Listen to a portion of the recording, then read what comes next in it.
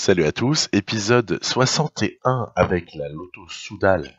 Alors, dans cet épisode, en fait, contrairement à ce que j'avais pensé, je ne vais pas terminer le Tour de Californie. On va vraiment se focaliser sur les étapes 11 à 15 du Giro, où vous allez voir, il y a pas mal de choses à dire, même si ça a été difficile. Ça a été difficile, je préfère le dire tout de suite. J'ai vraiment rencontré des difficultés, difficultés dans le jeu. Hein. Alors, c'est parti. Étape 11. A priori, quand on voit ce type de finale, on se gratte la tête et on se dit, ouais, il y a moyen de faire sauter les sprinters.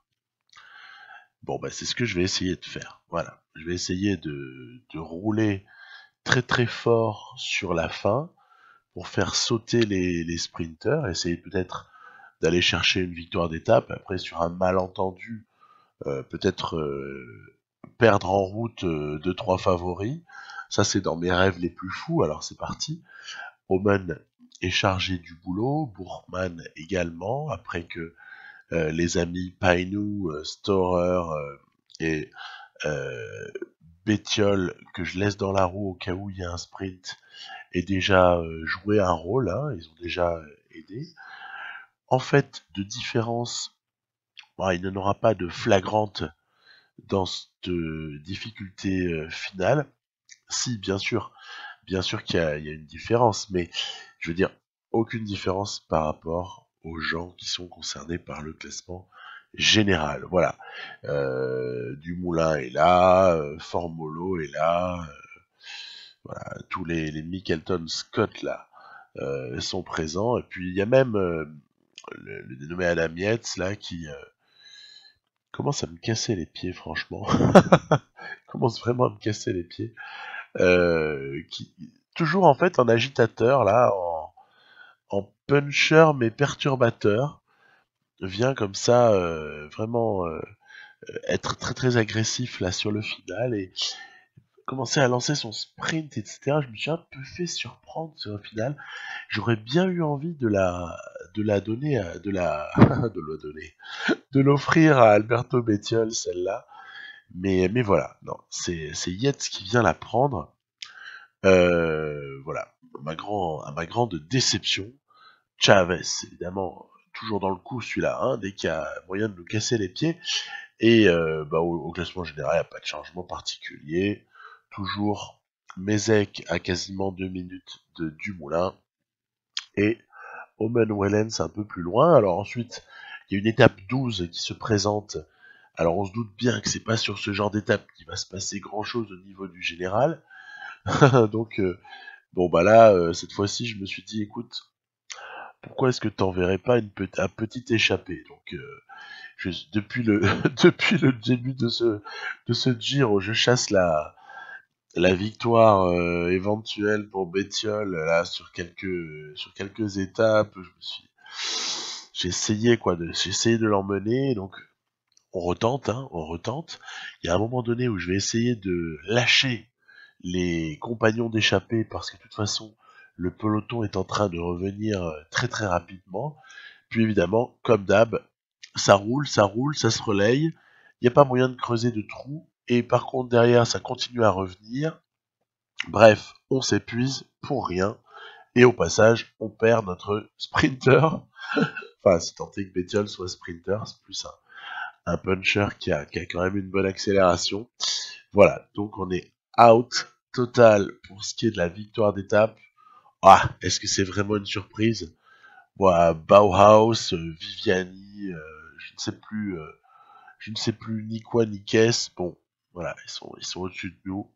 Y a pas grand-chose à dire là-dessus. Oui, Modolo, pardon. Bref, pas de changement. Attention à Uran et Formolo en embuscade. Hein. Ils peuvent être dangereux ces deux-là. Faut pas les mésestimer. Hein. Alors, étape 13, là, moi je me dis, il y a quelque chose à faire. Même si elle ne fait que 160 km, il y a peut-être quelque chose à tenter. avec toutes ces difficultés là qui se succèdent, est-ce qu'il n'y a pas moyen de faire tout éclater et après advienne que pourra pour, pour voir un peu comment les choses se passent entre favoris, entre leaders. Alors, à cet effet, je tente tout d'abord d'échapper Bourman. Et puis, en fait, Bourman, il a beau avoir pas mal de retard au général, son attaque, elle excite tout le monde. Donc, c'est pas comme ça que je vais me démonter, évidemment. Je vais continuer à le faire attaquer. De toute façon, puisqu'il énerve les favoris, et puisqu'il excite les coéquipiers des favoris, autant continuer. Finalement, ça nous offrira un écrémage qui sera de fait, hein, puisque si le peloton accélère pour suivre Bourman, le peloton va se réduire considérablement. Et bien donc, je continue l'offensive avec Emmanuel Bourman. Derrière, il y a ce Bora Hansgrohe, là, l'Autrichien Großschartner, là, qui, là encore, joue les idiots utiles. Punaise, qu'est-ce qu'il a pu travailler celui-là pour essayer de ramener tout le monde? Ils peuvent pas laisser travailler Dumoulin et son équipe. C'est pas possible, ça c'est pas envisageable. Bah non, il faut croire que non. Donc voilà, on continue. Et puis Bourman va être repris, donc cette fois-ci je vais envoyer Omen. Voilà, on a décidé de s'exciter chez l'Auto Soudal. On n'attend pas que la course se passe, on essaye de provoquer un petit peu les choses. Omen n'a pas davantage réussi que Bourman à s'échapper. Néanmoins, je replante. Alors, on voit derrière que il y a le Mickelton Scott là, qui s'est accroché comme un malade, mais Omen arrive à tout de même s'échapper, mais c'est de très très courte durée, puisque derrière il y a le travail de Sunweb là pour ramener. Bon, ok, très bien. Ok, on a compris. Dans la foulée, on a quelque part obtenu ce qu'on voulait, hein. Le groupe de favoris est excessivement réduit. Il n'y a évidemment aucune échappée, bref. Il y a quelque chose à faire, mais le problème c'est que j'ai plus de soutien à l'avant, moi. J'ai pas eu le temps d'aller intercaler quelqu'un, et puis avec la blessure de Ghana, eh ben on a un mec de moins, et puis un mec de moins ça compte quand il s'agit de faire travailler les uns, économiser les autres, ceci, cela, protéger les leaders. Bref, toujours est-il que il va y avoir un regroupement. Je vous avoue que ça ne me dérange pas vraiment de récupérer Omen et Bourman, qui évidemment s'étaient fait lâcher suite à leurs efforts. Ça ne me dérange pas de les avoir récupérés au moins pour un temps. Parce que là, on voit que Bourman est complètement en train de capituler là. Il a beaucoup donné. J'ai fait énormément rouler dans cette montée dont on arrive là à la fin, hein, actuellement. On a laissé sur le carreau pas mal de monde, des National Big, mais eux ils sont en perdition, des Movie Stars, bon tant mieux. On a lâché aussi un petit peu d'équipiers de Dumoulin, bon très bien, parfait. Et du coup je me dis allez, c'est pas grave, t'y vas gros, Bezek avec Wellens dans la roue et on y va, on attaque et on verra bien ce qui se passera. On est suivi seulement par deux Italiens, Formolo et Nibali. Oui, hein, normal, hein, ils sont au top 5 au général, hein, ils laissent pas partir, hein. Ils laissent pas partir, ils sont en très bonne forme. On a vu que Nibali est avec des jambes de feu là dans ce Giro. Derrière, il y a une petite cassure, et Peter Sagan qui a miraculeusement résisté jusque-là dans le groupe de tête. C'est à signaler, hein, bravo. Et puis, voilà, de nouveau. Est-ce que Dumoulin a besoin de se fatiguer? Pas vraiment. Pas vraiment, parce que les Mickelton Scott, là, on jouait les empêcheurs de tourner en rond. Après, est-ce qu'on peut leur en vouloir de rouler alors qu'ils ont Rigoberto Urán qui est très bien placé au général? Quelque part, non. Voilà. Puis, malheureusement, voilà, hein, ce qui devait arriver arriva. C'est que non seulement on se fait reprendre, mais en plus, on perd l'étape. Donc, génial. coup de Trafalgar, je vous dis que ça m'a pas fait plaisir. Surtout que écart nul au niveau temps. Donc en gros, tout ça pour ça, quoi. Tout ça pour ça, c'est un peu pénible, mais tant pis. Stabilité, pardon, au niveau du général, mis à part un petit échange entre la 6e place d'Omen avant et maintenant il est 8e, et puis Wellen s'est passé de 7 à 6. Bon, anecdotique. Anecdotique parce que de toute façon, Omen ne jouait pas le général et Wellens n'a récupéré que quelques secondes liées à une bonif. Donc vraiment rien de significatif. Allez, plus de 200 km sur l'étape 14. On est à la veille du petit contre-la-montre en montée. Hein. Donc allez, on y va. Est-ce qu'il y a quelque chose à faire sur cette étape? Eh ben on va voir. Étape 14 donc, j'attaque. J'envoie Storer, ou plutôt c'est sur des contre-attaques pour être précis. J'envoie Storer et Bourman à l'avant, avec évidemment quelques petites idées en tête. Donc le plan se déroule pas trop mal, puisque l'ami Bourman a pris la roue de je ne sais qui, Storer idem, donc en fait ils ne se sont même pas fatigués et ont réussi comme ça à se positionner dans le groupe d'échappés, qui est un gros groupe, hein. Et derrière, hein, comme on le voit, derrière, ça protège les leaders, ok, on protège Bezek, on protège Wellens, parce qu'on n'a toujours pas abdiqué, on ne sait toujours pas s'il ne peut pas y avoir encore de miracle pour Team Wellens. Et puis, allez, autre élément de la stratégie, je fais travailler Omen pour forcer tout le monde à réagir, sachant que Bezek et Wellens vont suivre la réaction des équipiers, en l'occurrence des équipiers du Moulin. Ah, enfin les Sunweb travaillent, ça fait plaisir. Et Omen, en fait, il y va pour exciter tout le monde. Hein. Je n'avais pas l'intention de m'échapper à ce moment-là, hein, je vous rassure. Mais évidemment, il va finir par être repris en s'étant bien épuisé. Bon, très bien. Le plan, c'est que je souhaite à un moment donné, voilà, échapper, donc pas là, échapper soit Bezek, soit Wellens, en espérant ensuite faire décrocher Storer ou Bourman pour les aider et rentrer enfin dans un face-à-face que j'attends avec impatience où les leaders pourraient s'affronter assez directement. Évidemment, avec un petit avantage pour nous, ce serait d'avoir quelques équipiers qui aident et pas eux. Voilà, voilà mon scénario idéal, on le connaît, on s'en doute, c'est pas nouveau, mais encore faut-il arriver à le réaliser.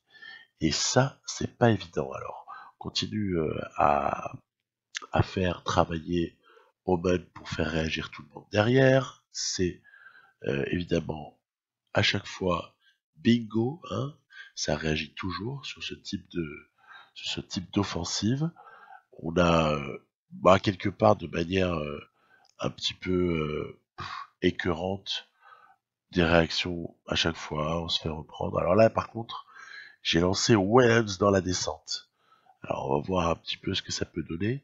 J'ai lancé Wellens et puis je vais demander à Storer de l'attendre pour voir un petit peu si ça peut fonctionner. Donc Storer va être chargé d'attendre Wellens. Wellens est en train d'arriver. Voilà, on voit que derrière il y a O'Connor et Chavez qui, euh, qui travaillent comme des fous furieux pour Uran. Donc encore une fois, aïe aïe aïe, empêcheur de tourner en rond, c'est Mickelton Scott là. Ils sont vraiment vraiment pénibles parce qu'en plus O'Connor et Chavez, il y a du braquet. Hein. On n'est pas sur des équipiers lambda, on est sur des super équipiers quoi. Donc néanmoins, j'en rajoute. Allez, Wellens, t'es dans la roue de Storer et on essaye comme ça de vraiment vraiment forcer forcer le destin, mais c'est pas évident. Alors, allez, je rentre dans une config où je fais un peu rouler Omen. Donc vous voyez au passage que le fait d'avoir envoyé Storer à l'avant, déjà, coup d'épée dans l'eau, hein, pour le moment. Hein. Allez, je tente un coup avec Bezek cette fois-ci. Bezek va être attendu par Emmanuel Bourgman, dont j'avais fait un petit peu cesser les efforts afin que l'écart entre le groupe de favoris et le groupe Bourgman ne soit pas trop élevé. Parce que si cet écart était trop élevé, on a vu que en début d'étape, c'est monté à plus de 10 minutes. Si c'est trop élevé, ça met un petit peu le plan en échec sans même avoir pu l'appliquer, quoi. Hein. Donc bon, c'est pas le meilleur terrain pour Bourgman pour emmener Bezek, puisqu'on n'est pas sur de la montagne pure, c'est bien dommage. Et puis en plus, euh, quand bien même ce serait de la montagne pure, il faudrait encore que Bezek arrive à suivre Bourgman sans s'épuiser, ce qui n'est pas forcément automatique. Hein.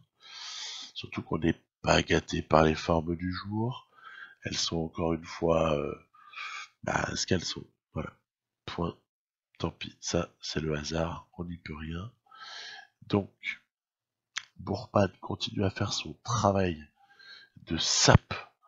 Et c'est plutôt pas mauvais parce que l'écart ou le temps perdu sur ce peloton maillot rose n'est absolument pas ridicule. Donc, très bien. Très très bien. On voit que Dumoulin, il est positionné plutôt vers l'arrière du groupe. Ça me donne envie d'appuyer ça. Ça me donne envie de voir ce qu'il peut avoir dans le ventre. Mais c'est à double tranchant, parce qu'en fait, tous les efforts qu'on va faire nous, et en l'occurrence là, je sors d'un moment où j'en ai fait beaucoup à Wellens, tous ces efforts-là, il y a un moment où ils se payent en fait. Le Movistar que vous apercevez juste un petit peu plus loin, donc un petit peu devant, c'est Nibali. Hein. C'est Nibali, on n'est pas en train de faire une super opération là. Alors heureusement après ça va se calmer. Je vais faire remonter Bezek. Allez, c'est parti. Bezek va essayer de profiter du wagon de mecs qui cherchent à s'échapper. Ce sont des coureurs qui visent la victoire d'étape, hein, bien sûr. Ce ne sont pas tous des coureurs pour le général. On va tout de même, voilà, essayer. Hein.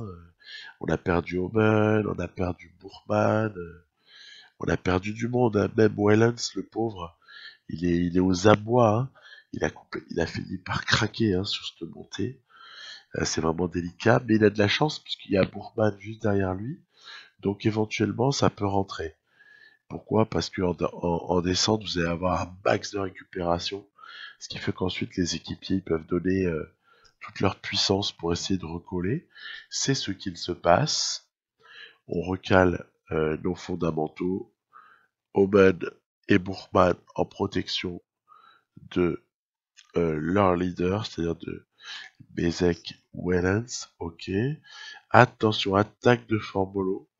On est sur la fin de l'avant-dernière difficulté, si j'ose dire, puisque la toute fin ne m'a pas l'air bien accidenté. Hein. Donc il faut résister parce que là, on est vraiment en train de prendre cher. Les efforts se payent. C'est ça qui est terrible en fait, c'est que je n'arrive pas à déstabiliser du moulin, à déstabiliser même Nibali hein, dans son style. J'arrive pas du tout à le faire. Ils ont l'air d'être relativement intouchables. On a beau essayer tout ce qu'on peut. C'est dommage, quoi. Franchement, c'est dommage. Je vois tout de suite ce qui va se passer. Bah ouais. Ce qui va se passer, c'est qu'on va encore avoir roulé, on va encore avoir fait plein d'efforts, puis on va se retrouver à devoir s'expliquer au sprint avec un groupe de coureurs. Alors, on va quand même tenter notre chance, hein. Ce passage-là, il est à 18%. Énorme. Il dure pas longtemps, hein. Mais en tout cas, il y a quelques-uns parmi nos adversaires qui se sont échappés, hein. Donc c'est pour ça, heureusement, on retrouve Oman qui va rouler comme un malade et ramener Wellens et Bezek. Donc ça va. Mais franchement, comment est-ce qu'on veut pouvoir faire une différence quelconque sur ces étapes-là? Elles font plus de 200 bornes, vous pouvez tenter tout ce que vous voulez. Les équipiers Movistar, les équipiers Michelton Scott se baladent. Ils se baladent, mais littéralement. À partir de là, compliqué, quoi. Franchement compliqué. On va avoir, bah ouais, on va, on va devoir accepter une victoire de Dan Martin avec deuxième et troisième place pris par les Michelton Scott. Il y a notamment Uran qui aura, à mon avis, profité de l'affaire pour gratter de la bonif. Bref, tout ça pour ça. J'en reviens toujours à ce triste constat. On a beau tenter tout ce qu'on peut, ça fonctionne pas. Puis alors en plus, je le fais avec de moins en moins de conviction en fait. Et ouais. Et quand on croit pas aux choses, c'est difficile de les voir arriver. Bref. Allez, étape 15. On va pas s'affoler. On va essayer de voir quelles notes finalement vont primer sur ce petit prologue. Hein, c'est une dizaine de kilomètres, c'est le calibre prologue. Qu'est-ce que nos coureurs peuvent bien faire là-dessus? Est-ce qu'il est obligatoire de se prendre une sauce par rapport à Dumoulin? Bah, c'est tout l'enjeu en fait, hein, de ce CLM. Alors, j'ai fait mes petits tests avec surtout Painu et Storer. Et effectivement, la note de montagne va être prépondérante, on le sent venir. Et puis, pour ce qui est du dosage de barre d'effort, j'arrive à la conclusion que le tout début là peut être fait à 75, même 76 s'il faut. Par contre, dès que ça commence à monter avec du pourcentage, c'est-à-dire donc là, voilà, à partir de là, il vaut mieux réduire l'effort, sinon on finit mal. Sinon on finit très mal. Et alors, il n'y a rien de pire que ne plus avoir de barre jaune à la fin d'un CLM. Avoir épuisé sa barre jaune, c'est l'assurance de se prendre un écart de malade. Donc, économie de barre jaune. On voit que Omen il est pas mal, hein. Et puis Bourpan n'est pas très loin d'arriver. Alors ça va être un premier indicateur, on aperçoit Peter Sagan juste devant. Bourman, il se prend le meilleur temps. Donc ben voilà, donc ça valide un petit peu la stratégie. Mezek, en fait on avait 4 là qui couraient en même temps, maintenant c'est bon. Omen s'empare du meilleur temps à la place de Bourman. Un petit peu plus loin, c'est Wellens. Et là, c'est pareil, je veux dire, Wellens, il se prend un gros écart sur ce CLM, mais il a 77 en montagne et il a 78 en prologue. Donc il faut m'expliquer, quelle est la note qui gouverne. Franchement, franchement, voilà, j'étais dégoûté de la contre-perf de Wellens là-dessus. Mezek, c'est à peine potable. Oui, il va reprendre du temps un petit peu aux autres, mais il va se retrouver quand même à 20 secondes de Nibali et à 1,30 de Dumoulin. Je veux dire, comment il va faire Mezek pour récupérer du temps? C'est tendu, quoi. C'est hyper tendu. Alors, on a des étapes quand même à venir là où il y a à faire et je ne vais pas m'en priver. Sauf qu'il va peut-être falloir essayer d'attaquer de manière un petit peu plus ordonnée et de manière un petit peu moins impulsive. Et voilà, donc étape 16, je la vise. Et puis, en dernier ressort, ce sera la 19 et la 20 pour essayer de faire mieux que troisième avec Mézec, car au fil des étapes, les petits écarts qui augmentent, ça commence à échapper de plus en plus clairement à l'ami Tim Wellens. Ah, c'est logique, c'est logique. Donc, meilleure chance, a priori, Mézec, mais sait-on jamais, une étape un peu folle, une échappée, des fringales. Voilà, c'est tout ce qu'on verra dans l'épisode 62. Je vous dis à très très bientôt. Bye bye.